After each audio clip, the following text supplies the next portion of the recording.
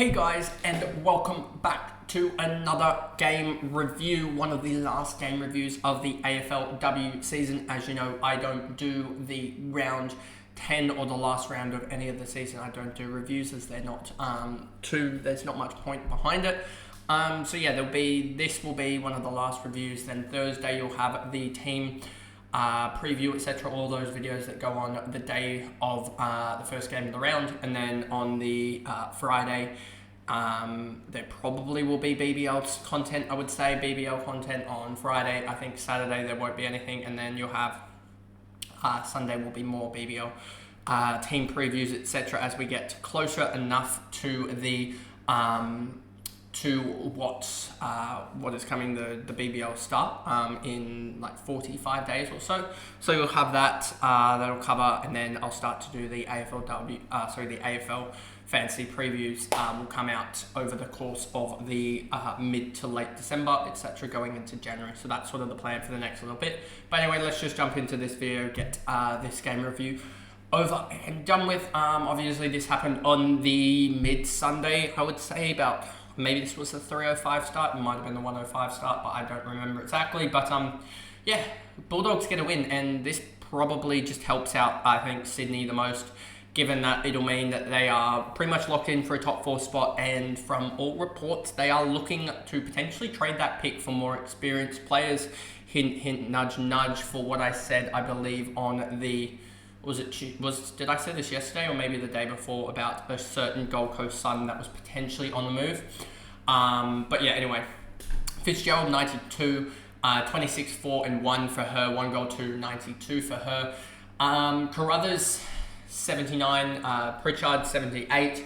And the whole point of me just going through and clumping those three together is just the fact that if you look at all three of those, I would hazard a guess they're all probably averaging in the probably 70s and 80s, I would say, between all three of them. Let me just check this. 65 for Fitzgerald. That's why. Okay, yep, Fitzgerald. Need to actually log in. 60 for Carruthers, and then 78 for Pritchard. And you just look at that and you go, just not fantasy relevant. Simple as that. So that's why I clumped all three together, is because they're all playing a role, but they're all not fantasy relevant. Georgia's Stathis could actually be a fancy relevant player, 800 or so K, I think, going into maybe 850K going into the last round. I've really liked her last couple of games. If we look at it, she started this season really slow, and she might be an option next year. If we look at it, and you take out this 5, she has played 9 games for a 51.7. Let me get the trusty calculator out. 9 times 51.7 is a 465, I believe she scored. 465 minus 5 is a 460. Divide that by 8 she is averaging, if you remove that, a 57.5 for the year. And if you actually take the last 3 into account, that looks pretty much bang on. That is a 147, 152, 222. Which 222, divide that by 3 is a 74. So 74 in the last 3. That's not too bad for a 850K player. And to be, what do we say, 74 last 3. That's a plus 23 next year if she does perform. So if she does, I mean, that will rise up a little bit, but we're not talking by much. That won't rise up too much. And so a 51.7 times 9 plus a 74 is about divide that by 10, is about a 53.9 or so average. 53.9, there's still massive value there if she goes 74. So yeah, she's definitely one.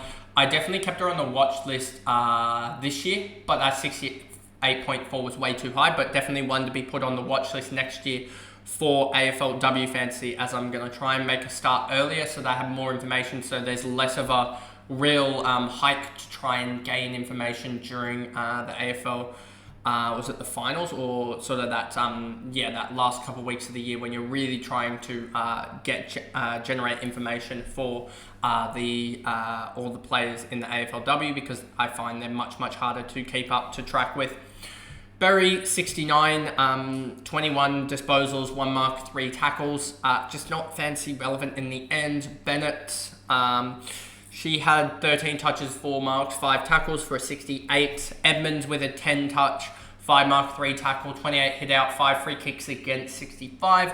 And so who did they play last round? I would need to double check that, but yeah, she's just 65 there. Do they play Fremantle? That could be the case from memory, but I'm not 100% sure.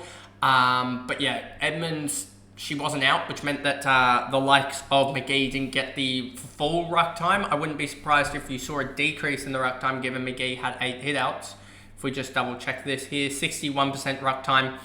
Yeah, that's a decrease there. You can see it most of the time she's sitting at about 70-75%, averaging 71% on the year. So the slight decrease in ruck time, and you would actually probably see it more so in McGee's ruck time going up dramatically.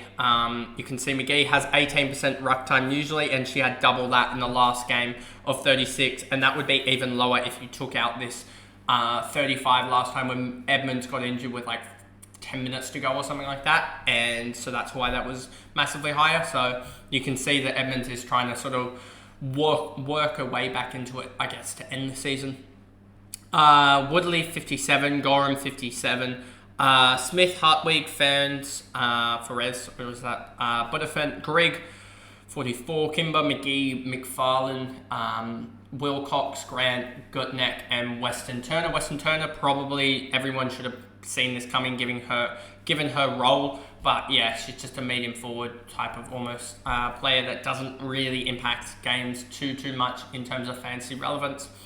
Then you get over to St Kilda, and yes, she's had a down game, Serene Watson, but she's near enough the top score, not top scorer, but near enough that top echelon of players. So she's done really well throughout this year. And so, yeah, she ended up on a 91 and had 21 touches, 4 marks, 5 tackles. She's been really good tackler the last couple of weeks, which has really helped her scoring out. Wardlaw had no goals, I don't think. Yeah, no goals, and still ended up on a 90, which is a little bit surprising. But yeah, she was a really good lead-up target. And just as a ruck only, it really decreases her fantasy relevance. If we look at her next year, I wouldn't be surprised if she's averaging like 60-something. Also 62.6, which is actually up from last year. I just don't know whether she'll be relevant next year because she's a key forward and we don't like key forwards, but she might just be scoring enough. But then again, 62 isn't exactly, and I don't expect a role change per se. So 62 isn't really going to be enough to be fantasy relevant in the forward line. Lambert 78, Richards 74, Stevens 64, Tiana Smith 64. Tiana Smith, I expect another breakout next year, to be honest with you, with the way that she's tracking. If we just look at this, 74 and 82, I think there could be a big jump coming somewhere soon here, given that she's sort of taken next step again.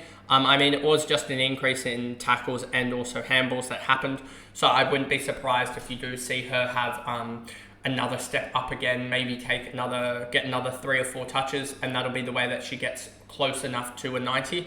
But we'll see about that one there. Going back here, McDonald, Karras, and you see there those Karras and also Wardlaw share the ruck, so Wardlaw probably just got it because she had more ruck time, to be honest. Trajan, Priest, Exxon, Simpson, Gutteridge, Anderson, Kelly, Vesely. Vesely's been a surprising one this year, only a 34, and she started off the year so strongly. For her to sort of dip down a little bit, I just want to check with her stats-wise. Her CBAs have been sort of up and down, and not really relevant to what she's scoring. So, yeah, just been really surprised with her scoring, but at price at 55, if she gets her midfield roll back, it could be interesting, to be honest with you. Sturt. Burke, Plain, Ott, and Jacobson. But anyway, that is the video there going through one of the last game reviews as the Western Bulldogs have officially ended the St Kilda's season. With that loss there, St Kilda aren't a chance to make finals. I think they'd be, in 9th place if they had won, and would be relying on an Essendon loss in the last week if they had one, but obviously they didn't. So that's the video. If you did enjoy it, remember to like and subscribe, turn the notification bell on so you know when I upload, and I'll see you guys in the next game recap. Bye guys.